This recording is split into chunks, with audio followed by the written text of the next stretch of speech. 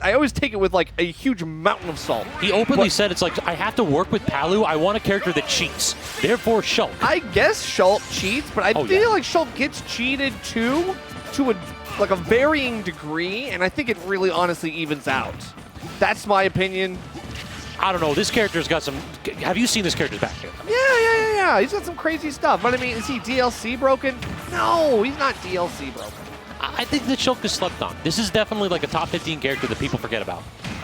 Okay. That is. I mean, I have gotten killed too many times by like Shulk up tilt at like 70 with Smash Art on. With Smash Art, yeah, of course. I mean, and I would agree. Seagull Joe was cooking that first couple games with Shulk. Like honestly, I was like, okay, yeah. It really is just that. You get speed art and then just force them all. You get immediate full stage control off of one Nair, and then you just do that. Run off Nair with Shulk is the easiest edge guard in the world. Yeah, you literally have one of the biggest Nairs in existence. It's like Smash 4 Cloud Nair, just turned around the wrong way. Yeah. And hey, off stage like that is against a recovery like Wolf. Yeah, I suppose that is all she wrote. But hey, even then on stage, I feel like ZD is still able to play his game and then some. True, and then we also see the downside of Busters, that if you go ahead and get touched once, you are liable to either take or receive 50 damage. Yep, there it is. No, ZD saving his jump that time. Saving his jump, but still, it's just another gut punch, and eventually it's going to stop working. ZD's going to be at high enough percents that, yeah, 90 or so plus, that's going to be a death knell. Okay, great spacing right there from ZD. He just like ran in there and dared Joe to hit a single button. Yeah. He definitely did. He's going for that, like the immediate, oh, you're going to roll on, right? Yep. Can't get the snipes just yet with those blasters, and looking for the right timing on the F tilt as well, but can't get caught by the upswing of backslash. That's the danger. And no tomahawk for you either. Can we talk about that Shulk standing grab? It actually has pretty good grab range. One of the few characters in the game where it feels like he can actually snatch you up. With a standing grab, yes, that's crazy. He doesn't have to rely on pivot grabs or anything like that. Still, can't get back from that. No jump art, it looked like, so... I don't know. No jump art and no double jump. That's the big one. Like the up B is a bit predictable. It's like worst Cloud up B. But the big thing is that if you have jump art, usually you just avoid that situation. But can't avoid that one. Good God. ZD with the down air. Didn't even send it to tumble, so died instantly. Yeah, and was far enough past the ledge that even though he held in, was not able to get the right angle to tech off the side and save himself potentially. I do find that angle on the PS2 side doesn't lend itself well to being able to save you on that. This isn't Kalos. Yeah, you are 100% right there. It just feels like that retreating lip, like how it juts out and then there's just a hole underneath that lip. So you have one spot to hold in on, and if you don't get that, you're dead. You're toast. Exactly, right? All right, but we're going to stick with it. Shulk versus Wolf. Now the scenery will be changing. We're going to Hollow Bastion. Give it a big platform for a big sword. Lots of coverage could be really nice for Seagull Joe, while still giving him the escape options against the stubby arms and claws of Wolf comparatively. I like the switch to Buster here when you're at that 60% or so, because you're no longer like worried about getting comboed to heck. You're out of like those easy Wolf combo percentages. Meanwhile, 2 hits and they're dead.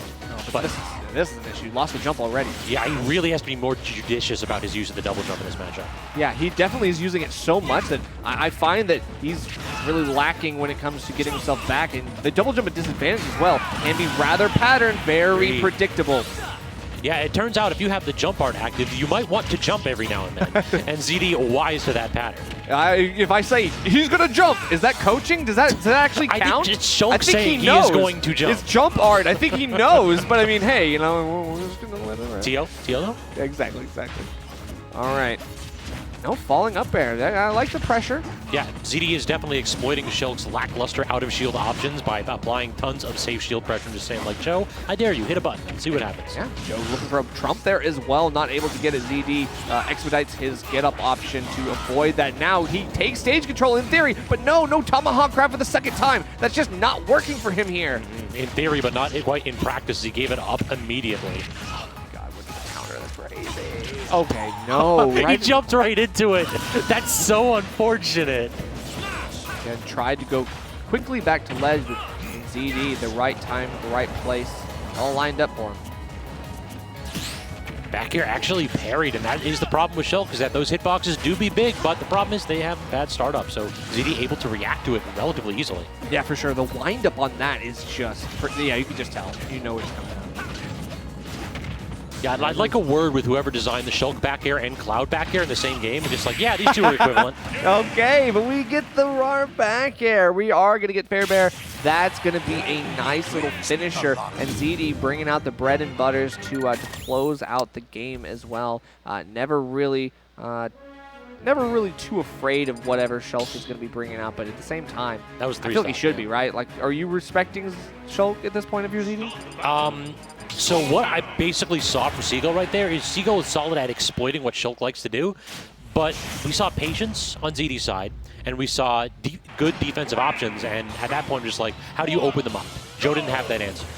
Yeah. So we'll back to Palu instead. Exactly, right? We'll see if Palu provides for any further benefits. I don't really know because we're already off to at least the first hit being Seagull Joe's. That's a good start. Caught the double jump right there, but great fade back by ZD so he didn't get clipped with that down tilt. Okay, recognizes you can't really get too much and doesn't want to press the issue. Just kind of backs off and resets, even though it was a little bit unsafe. Can't let ZD get that out of shield option. That's the Joe special, is like backing off even when you're in advantage. Yeah. Like, listen, I can go ahead and reset to neutral, and we're okay because I'll win neutral again.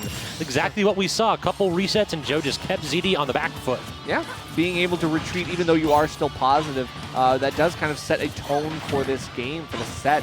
Seagull Joe trying to play a more patient character and a more patient game here.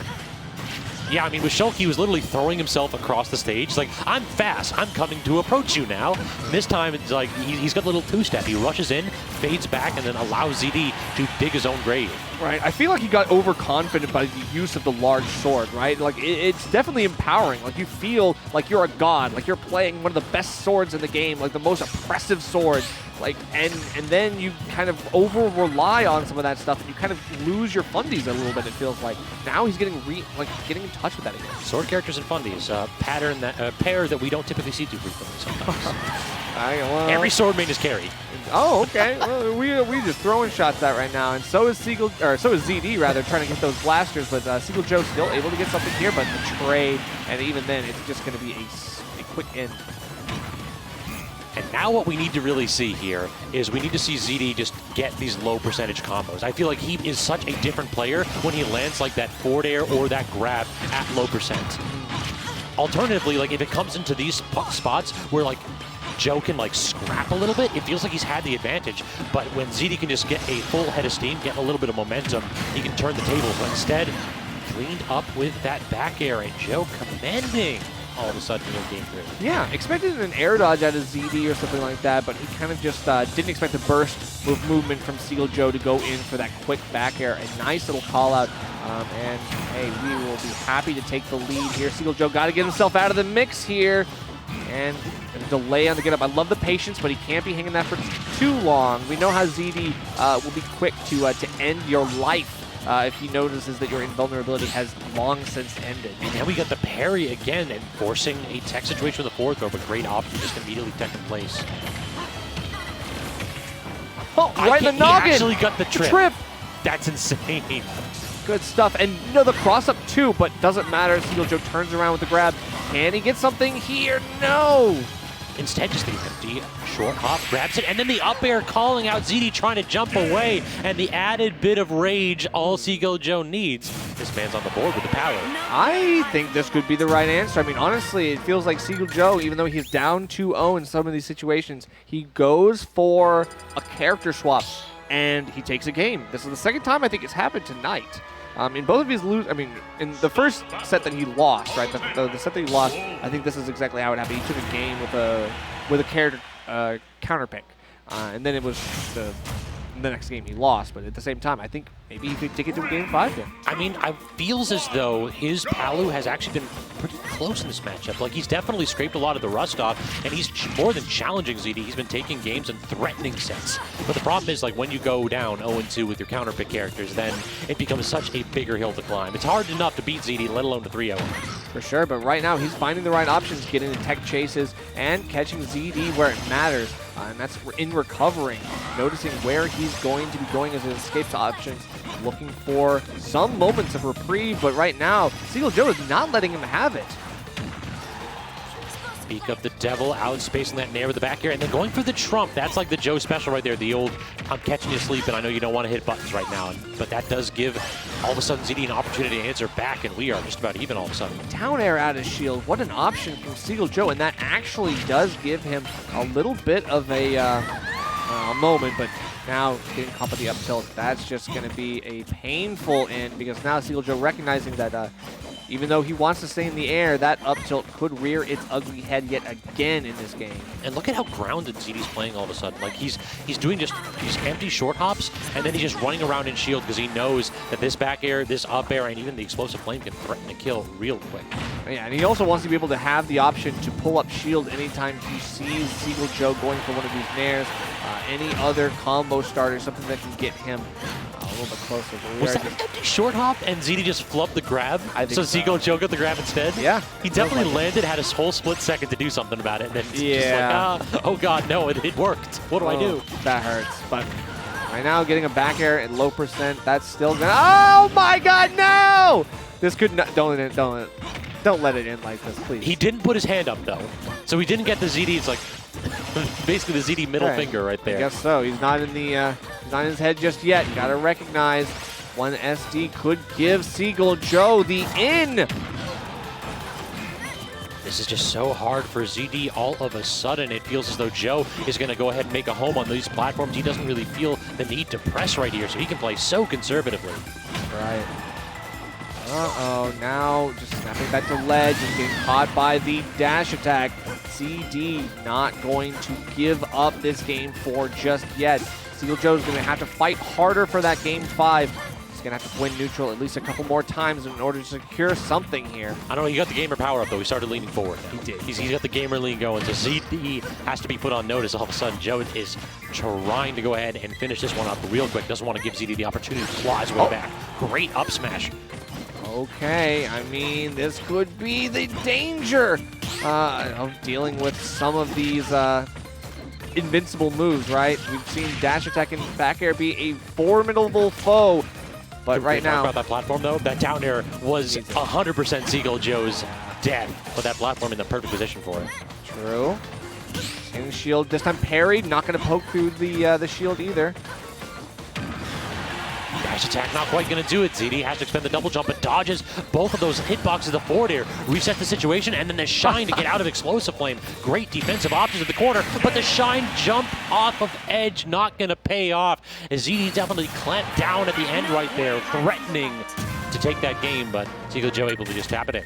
It wasn't a huge gamble to go for the double jump call out, but Seagull Joe did pull the trigger, and he did get that stock in the game for it. So good on him. That was a beautiful end and a nice little read on what ZD was thinking. Seagull Joe, if he's able to recapture that magic in Game 5, he might just steal this set away with the Palutena. To be honest, I'm surprised we didn't get another character counterpick, because it's Where's definitely the Fox? It's the Seagull Joe. I thought the Fox would be coming out. I thought that the Diddy Kong would be coming out. I thought we were definitely going to see like the double counterpick right there for a second. Oh, okay, interesting. That would have been the Joe special is like Game 5. All right, it's new character time. Oh, okay. No, I mean, I respect the choice to stick with Palutena. True. I am surprised, though, that ZD did not swap, so we'll see if his trust in Wolf is not misplaced. So now trying to burst out of the corner of the dash attack, not quite going to work out. Now ZD he is punishing every opportunity that Joe is trying to take to get out of that corner. Okay. Close stuff. I mean, still missing up on a grab, but Seagull Joe tried to re-pick that combo up. No extension, and now he gets caught by another jump from ledge. Yeah, those platforms deserted Seagull at the worst possible moment. Anytime it's like that final D layout, it's just so hard to get up from edge against ZD. He is dialed in for just about any option. And he almost had that extension as well with a falling forward air. The double parry. But yeah, we are going to have to be careful, because these parries just means that what little advantage you can have could be even less. So now trying to go ahead and set up with this fair back air is ZD. You know, anytime he's doing those like full hop, like perfectly auto-canceled fairs, he's like, I have one combo, I know this percentage is correct. Please don't game with it, die at 60, Joe. For real. Looking for that trump, but still finds the back air regardless. ZD Unfortunately, he just gets up from ledge, but he doesn't really go anywhere after that. Feels like even when the trumps don't work, sometimes they work. Yeah, because he's still like, okay, I got to get back and hold shield. I got to be afraid. And then all of a sudden, Seagull Joe has already pressured the shield enough to get a poke. All right, low damage strings going for Joe, but ZD not hitting a button. Discipline in defense. Oh no, but getting caught him. It's again the F tilt on platform. I think there's been a couple times tonight I've seen Seagull Joe overcommit with that option, and we all know the end leg on that. Oh yeah. Definitely, I'm 99% sure that when that happens, Joe's trying to do a platform drop into the neutral. That might be true, yeah, you're right. Oh no, anytime you whiff that grab, that is a ton of damage. Joe trying to jump out, but still gets clipped. The forward air busting out of that disadvantageous position, but ZD just gonna start it up again, swinging with that back air, and he gets it! Oh my god! He got it. It was the trade of the century, and still he won. The Wolf back air just is that good. It just beats the unbeatable. I mean, Palu with the forward air, she's got them long, spindly stilettos. Not going to work against that big old boot that Wolf's got there. Them steel toe boots for sure, killing that quick. Absolutely, and the delay aside, I mean, forward air is a fast option. Doesn't really matter at the end of the day when you get the trade. The hit is the hit, and you get sent off to the side. There's no surviving that, so good stuff. Seagull Joe, a hard-fought game 4 or game 5, but I mean. Now, we got to take a minute before Grand Finals comes up to talk about Xanadu 500 coming up, y'all. So we have in 2 weeks the 500th weekly for Xanadu coming up, and after that we are turning all of April into a celebration of the scene. Over a decade of weeklies here at Xanadu, and because of that we got the Bread and Butter Monthly on April 15th, Xanadu Homecoming, the Ultimate Monthly on the 22nd, and then Xanadu Legends for Melee on the 29th. Head on over to start.gg/Xanadu 500 now. Be a part of Smash history, the longest running local. Well, we got a couple more tournaments going because we're not going to stop anytime soon. Yeah, absolutely. There's still more for VGBC and Xanadu. I'm very excited because I